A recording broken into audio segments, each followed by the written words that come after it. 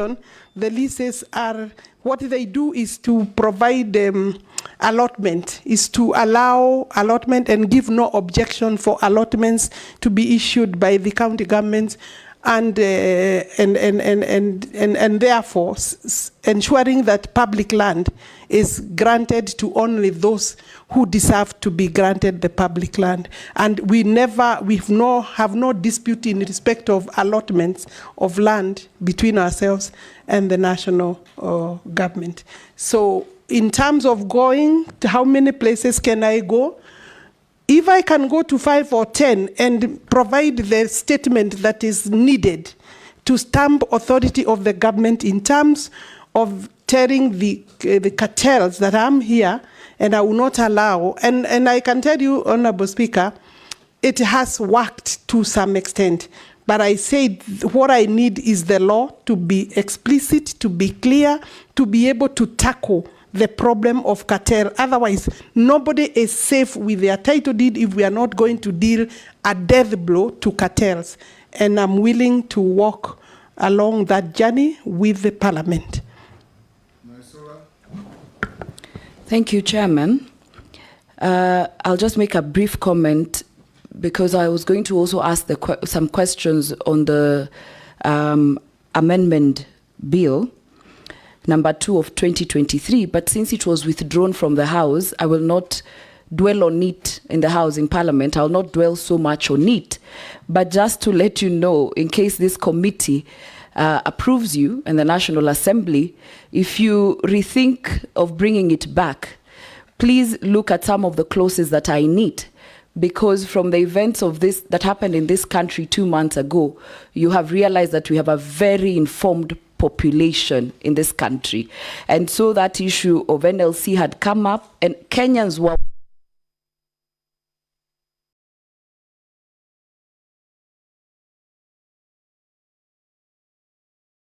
issues of land, and you know how land is emotive.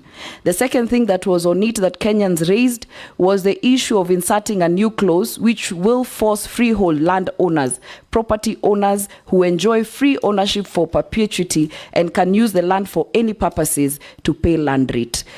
You know, that was just a comment since it has been withdrawn.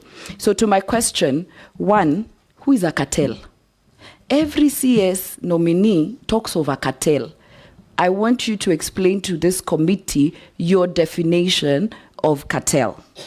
The second question is the whole issue of the housing levy. By April 2024, the government had collected in excess of Kenya shillings 34 billion. How many houses can you confidently say have been constructed and completed as we speak? And lastly, with the Finance Act having been declared unconstitutional, I think yesterday, do you understand its import on the housing project, and what next if this committee then finds you suitable to hold that office? Thank you. We'll take another. Nelson. Thank you, Honourable Speaker. Mine is actually very brief. Affordable housing is one of the key pillars of Kenya Kwanza administration. In fact, the president has been many times quoted as saying it was a deliberate way of creating employment. I want to ask you, Honourable nominee, how many young people have been employed by this program? And number two, do you think this program is sustainable, and is it working? Go ahead. Thank you, Honourable Speaker. I think it is important that even though Honourable Lesuda has not come by way of a question, for me to make one or two clarifications in respect of the authority and the mandate of the National Land Commission. Because many times there is misinformation or misunderstanding of the mandates.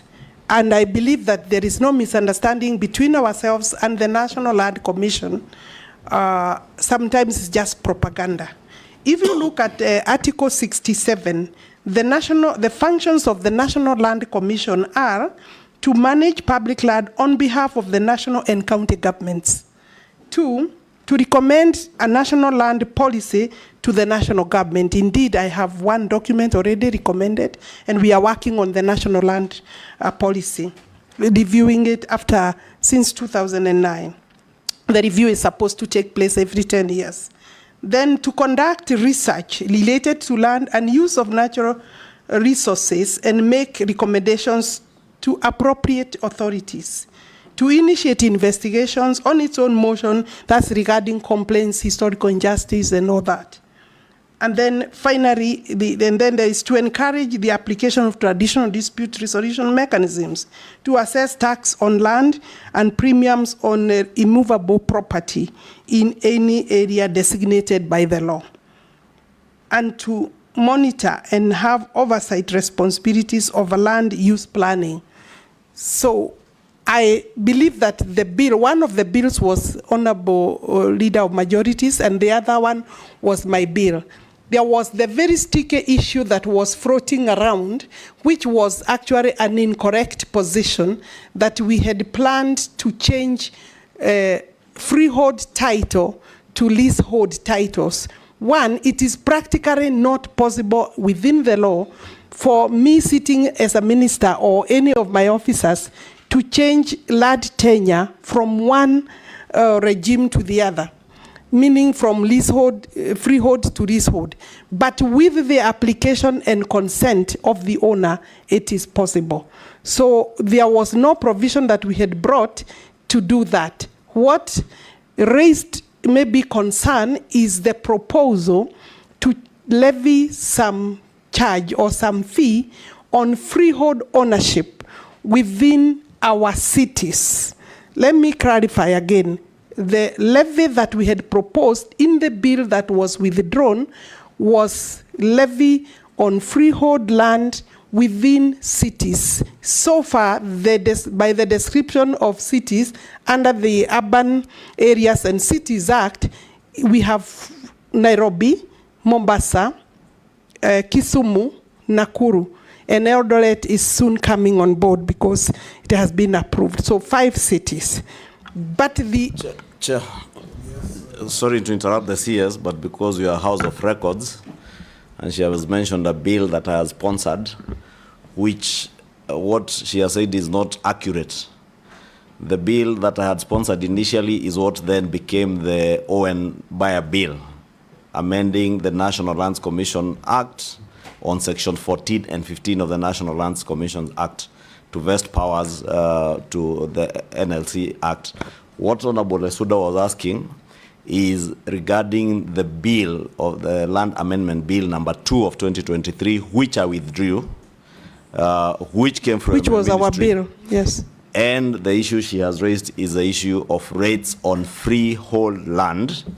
And in the bill again, it was not clear whether it was in cities.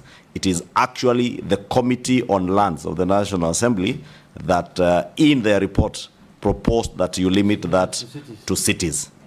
So I think is good. Yeah, the process was ongoing. I agree and I accept. What came from the ministry is not what you are saying.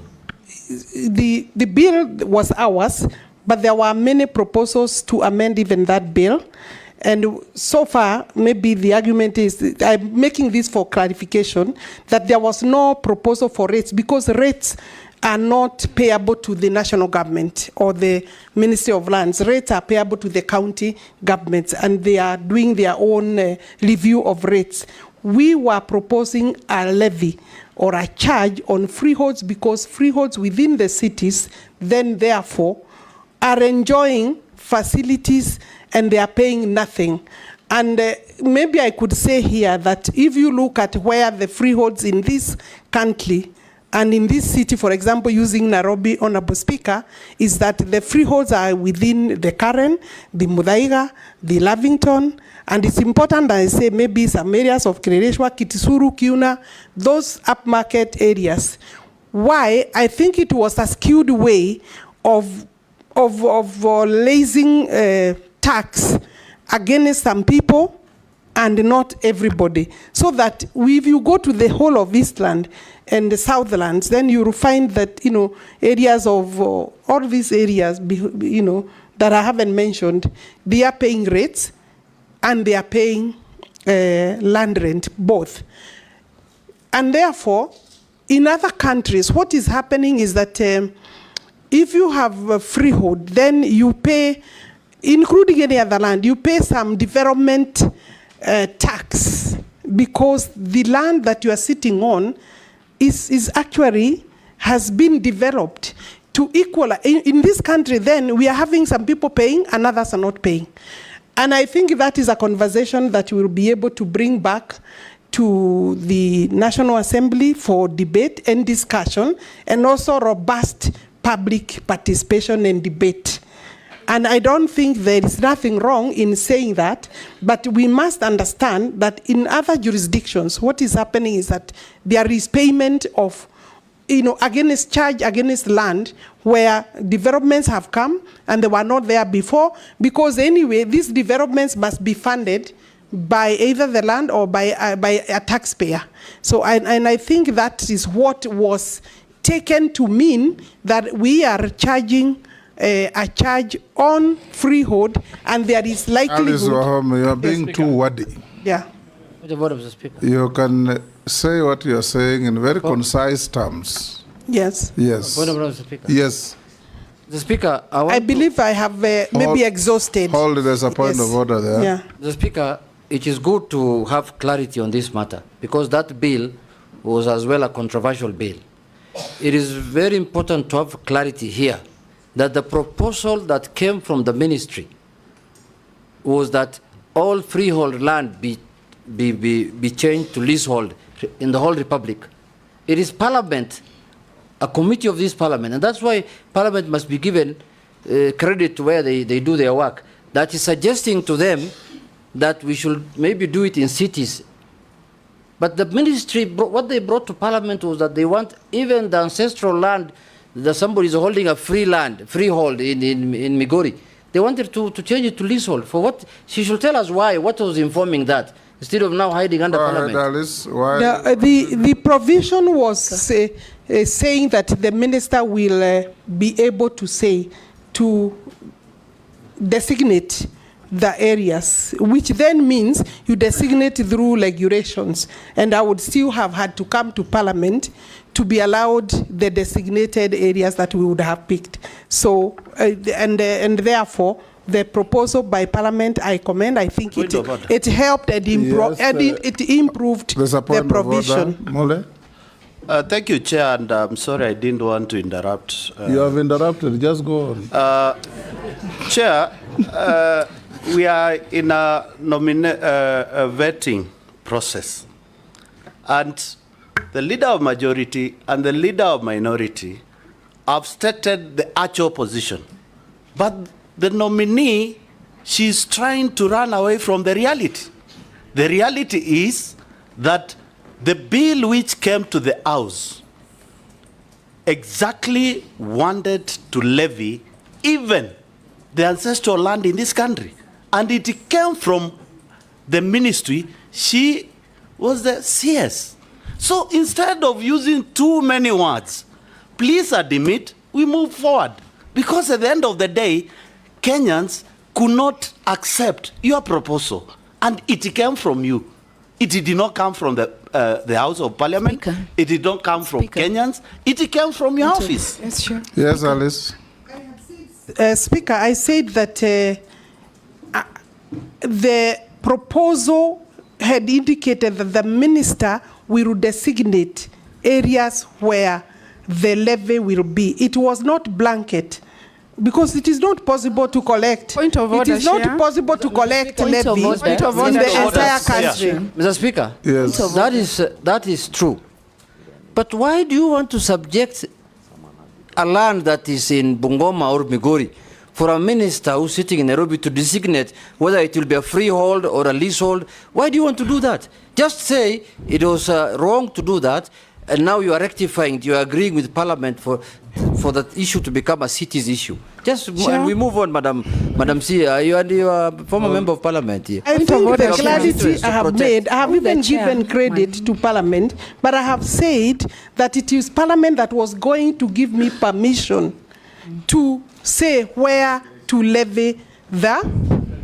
Yes. Point of order, Okay. a brief one. Yes, Mr. yes, Naisula. Thank you, Speaker. And I just want to put it to the nominee, and from what the majority leader had said to another nominee here, that one of the challenges of the cabinet that was there before is communication, because Kenyans are not understanding what you want to do. When they raise questions, it is said to be propaganda, but now we have confirmed here today that it is actually the truth. And so I think moving forward, if you're confirmed, and the last thing also is when there is public participation and Kenyans have an issue with a clause or with a matter in a bill, it should be discussed thoroughly and given the view of those because the bill could be good, everything else could be good, and we have one contentious issue. Could we exhaust it? Because I can assure you, after what happened in Parliament, these parliamentarians will not be a rubber stamp anymore to any issue that will be contentious, Madam Nominee. So that is all I wanted to do, so that we could make progress. Yeah, thank you. I would hate a parliament that is a rubber stamp. It's of no use to anybody, even themselves. But, and I agree with you, this bill had not even gone to second reading, where the debate was going to happen. And during debate, the proposals for amendments would obviously, by the House, I think the subject was still... We'll make progress. Alice, what the members are telling you is that a bill came from your ministry with these contentious proposals to the House. When it was picked up and spread like wildfire, the ministry maintained a conspiracy of silence. Instead of coming up to say, it was our bill, we withdraw it so that you quell the fire, you said nothing. But that is, let's move on. Posing? Thank you, Speaker. I think there is need for better communication. Yes. I agree with you throughout the entire government, including my former ministry. Yes, even His Excellency the President has said, lamented, that one of the weaknesses in the government is poor communication. You are doing good things which nobody knows. And when you do bad ones, you don't own up. Questions on housing levy. Okay. Yes, order, Speaker. We proceed to the housing levy question. I was asked by Honorable Koech how many people or youth we have employed under the affordable housing levy program. I want to confirm that in our records we have about 106,000 youth, both men and women, and I want to add here that most of them are youthful, below 35, and we ensure also that we include women, because we have women who have the skills and artisan skills. Yes. Youth has no gender; it's just youth. Men and women. Sometimes when you say a man, it is said it is also a woman, but until you say it is both male and female, then there is a problem. So thank you, Honorable Speaker, but I would say the youth, it can be youth, women and youth, or youth men. Yes, so we have ensured that gender is also observed in terms of those who are working and benefiting. Is it sustainable? It will be sustainable if we are able to continue with the housing, affordable housing levy. And I'm aware that it is also still in court. Would I say that up to now we have over 100, we have at least 48,000 housing units that are in different stages of construction, between maybe 20% and 95%, some nearing completion. In fact, we expect that we will be launching several of those units this year. And so it is sustainable, because this is one of the best projects and programs that the country can allow to continue. Everything else bad said about it, but this one in terms of employment and in terms of self-sustaining, if we can allow the levy to continue, it is sustainable. And I bet that what we are giving, including allowing housing to people who previously cannot access and afford decent homes, then I would think that the country should take it Proceed. and proceed with it.